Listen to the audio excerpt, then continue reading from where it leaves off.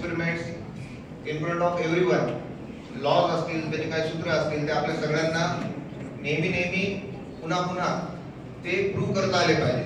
पण त्याच्यासोबतच आता अशी डेफिनेशन पण त्याच्यामध्ये येईल, प्रत्येक वेळेस वाढत जाईल की जगाला पडणारे प्रश्न आणि त्याला येणारे उत्तर हे याच्या थ्रू आपल्याला मिळणार आहे. इन्स्पायर मार्क मधून ज्यावेळेस आपण आपले आयडियाज आणि गोष्टी रिप्रेझेंट करतो, त्यावेळेस आपल्याला येणारे प्रश्न आणि त्याच्यावर असलेले उत्तर याच्यातून निश्चितच या आयडियाज मधून आपल्याला सोल्युशन्स मिळतात.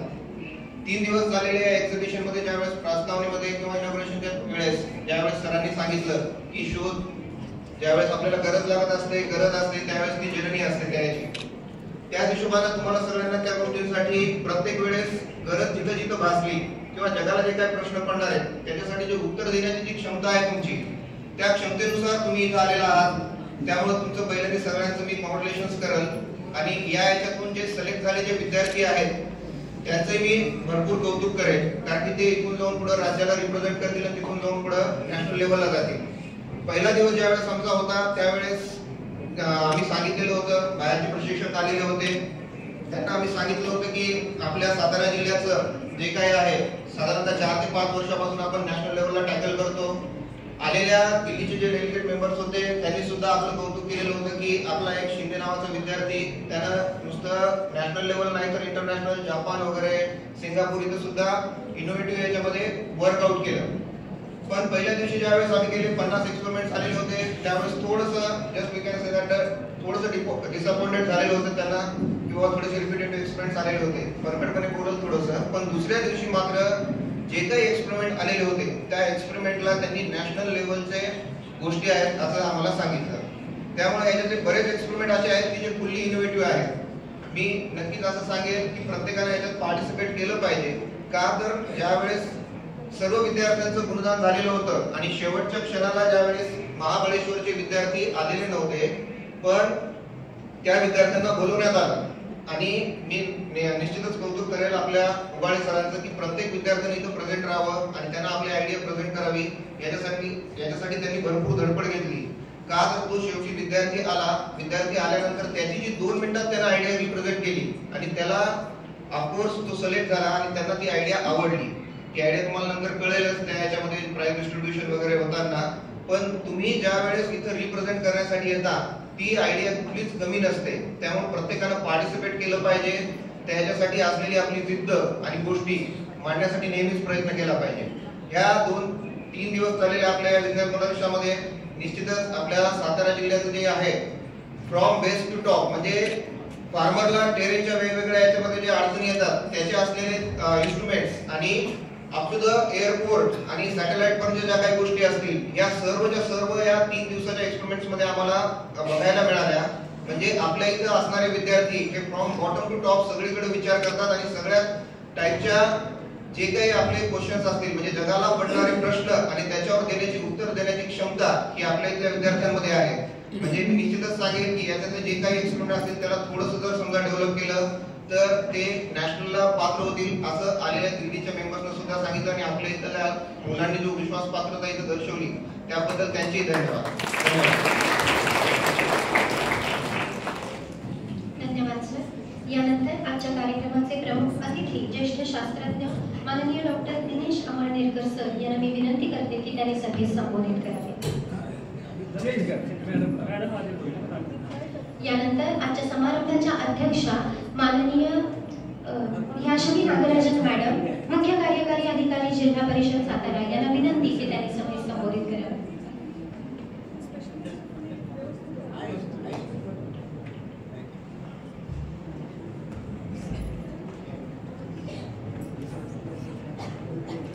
नमस्कार सर्वांना. सर्वप्रथम शिक्षण विभाग माध्यमिक जिल्हा परिषद सातारा चोपडे साहेब, शिक्षण अधिकारी आपले यशोदा इन्स्टिट्यूटचे सागरे साहेब, आपले सर्व एक्सपर्ट्स जे इथे आलेले आहे, अमळनेरकर साहेब आणि सर्व जो मान्यवर उपस्थित आहेत, खासकर माझे विद्यार्थी मित्र आणि सोबतच जो शिक्षक आणि पालक आलेले आहेत, तुमच्या सगळ्यांचं सर्वप्रथम अभिनंदन करते मी. आणि मला इथे काल किंवा मी असं एक करत होते की मला असं डेमॉन्स्ट्रेशनच्या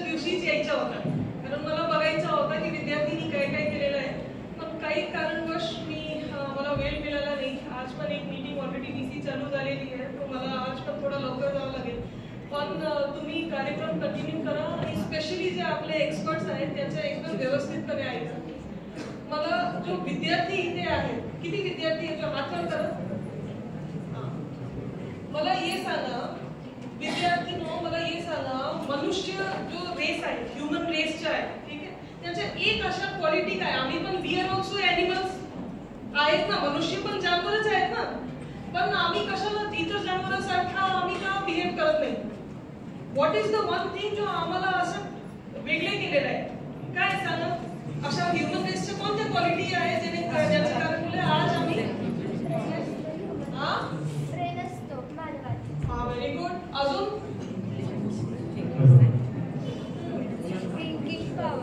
व्हेरी गुड, थिंकिंग पॉवर. अजून human intelligence and emotion.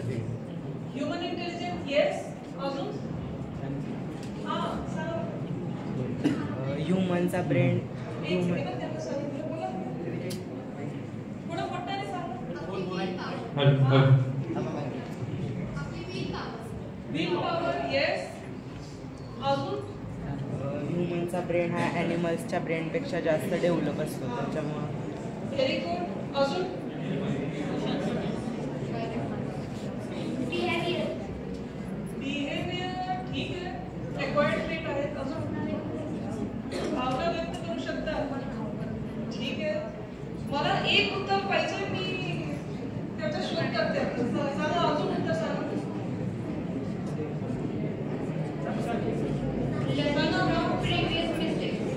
Learning from previous mistake. अजून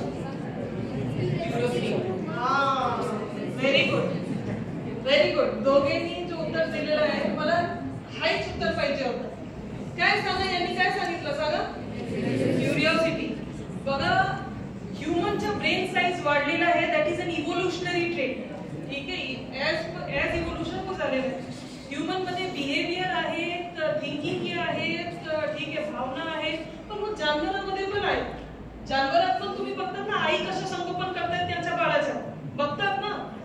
ह्युमन पण काहीच, we are also not very different, आम्ही पण तसंच होतो.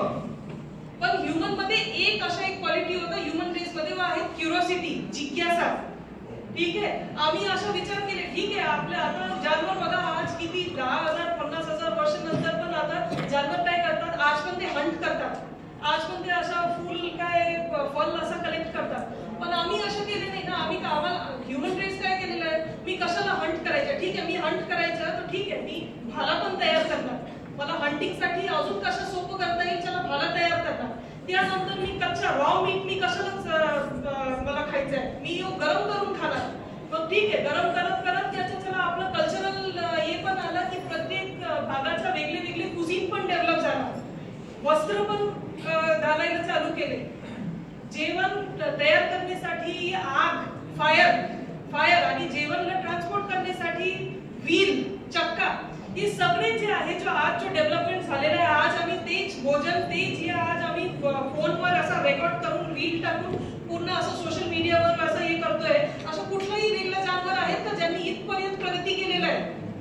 नाहीये. का? कारण त्यांनी सोच केला नाही, त्याच्यामध्ये हे विचार नाही होता, विचारच केले नाही की त्यांनी मी कसा, माझा बाबा पण माझे आजोबा पण वर्षानुवर्षापासून जनरेशन पासून आम्ही तेच हंटिंग करतोय, तेच गॅदरिंग करतोय, आम्ही कशाला असं थोडा अजून पुढे का विचार केले नाही? हाच कारण आहे की आज मनुष्य रेस बघा, आज आम्ही एवढं प्रगती केलेलं आहे. तर याचं मेन मला सांगायचं काय आहे की बघा, curiosity is the thing that has taken human race forward. आणि क्युरिओसिटी अशा एक खूबी आहे जो एक इंडिव्हिज्युअल, एक व्यक्तीला पण जो पुढे घेऊन जाण्यासाठी जो क्वालिटी पाहिजे, वो क्युरिओसिटी आहे, जिज्ञासा आहे.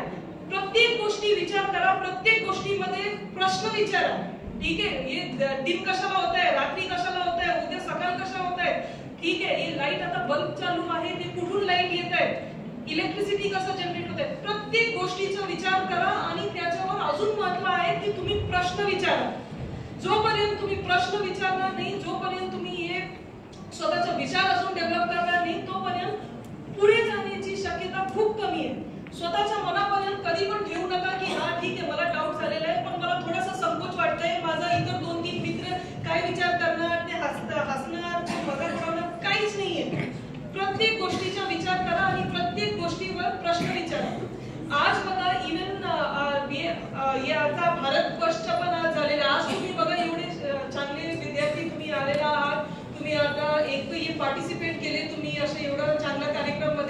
आणि तुम्ही आता पुढे पण जाणार आहात. मला खरं सांगायचं झालं तर मला माझा जो स्कूल डेज होता त्याचा आठवण आला की म्हणजे मी पण असं मला आता पण हे आहे की मी क्लास 8 मध्ये असताना मी दोघे प्रोजेक्टमध्ये पार्टिसिपेट केले होते, सोशल सायन्सचं पण आणि सायन्सचं पण.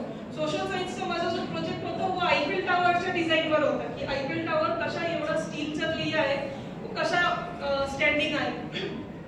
आणि हे सायन्सचा जो प्रोजेक्ट होता माझा वॉटरवर होता, पाणीच्या संगोपन, पाणीच्या सायकल त्याच्यावर. आणि मला आज पण खूप मला असं छान वाटतंय की आज कधी पण मी असं पाणीवर काम केले, जल संरक्षणवर काम केलं, तर मला आज पण खूप चांगलं वाटतंय.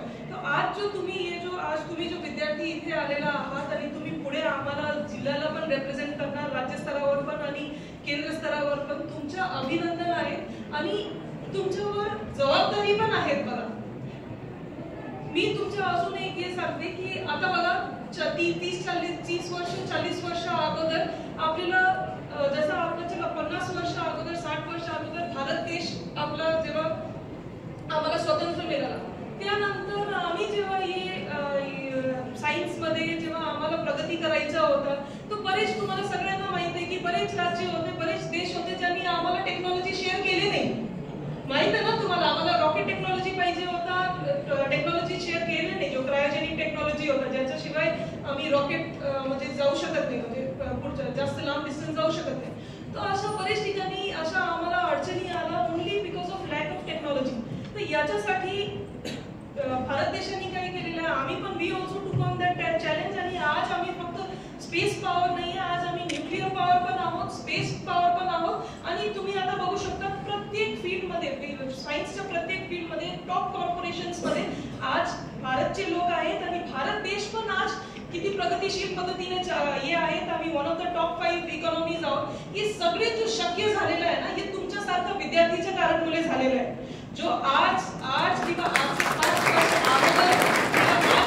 10 वर्ष अगोदर 15 वर्ष अगोदर असेच बसले होते, असेच सायन्स प्रोजेक्ट मध्ये भाग घेतले होते, असेच जिज्ञासू मनाने ते पुढे गेले होते. तुमच्या कारणमुळेच अशा आज जो आहेत आम्ही भारताचा जो विकास बघतोय, अशा तुमच्यासारखे जिज्ञासू विद्यार्थीच्या कारणमुळे झालेला आहे. आणि तुमच्यावर जबाबदारी आहे की तुम्हाला भारत देशाला अजून पुढे घेऊन जायचे आहे. बघा, हे आपलं भाग्य आहे की अशा महान देशाचं एवढं सगळ्यात जास्त प्रगतिशील राज्य जो आहे महाराष्ट्र, त्याच्या राजधानी सातारामध्ये तुमचा जन्म झालेला आहे. या जो परंपरा आहे तुम्हाला कायम ठेवायची आहे आणि सातारा जिल्ह्याला आणि महाराष्ट्र राज्याला अजून पुढे घेऊन जायचे, अशा मी खात्री करते आणि अपेक्षा करते. आणि तुमच्या सगळ्यांना शुभेच्छा सुद्धा देते. धन्यवाद.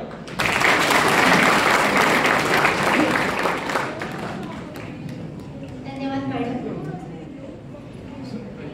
या जिल्हास्तरीय प्रदर्शनातून 19 विद्यार्थ्यांची राज्यस्तरीय अवॉर्ड प्रदर्शनासाठी निवड झाली आहे. त्यांना आपण इथे गौरवणार आहोत. त्यातील काही मुलांचा आपण इथे सत्कार घेत आहोत सन्माननीय नागराजन मॅडमच्या हस्ते. सर्वप्रथम मीनल मोहन वाईकर.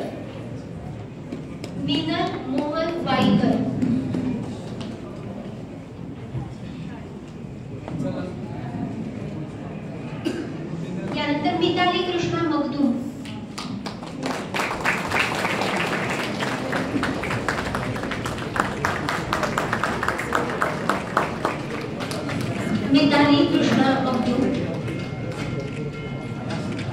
हिने reverse car camera protective system या विषयावर प्रोजेक्ट बनवला होता. यानंतर विराज दीपक जगताप.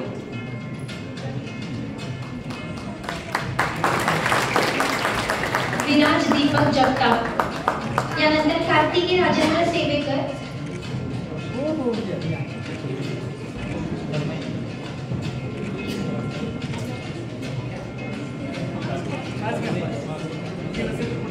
यानंतर सई शिवाजी कांबळे.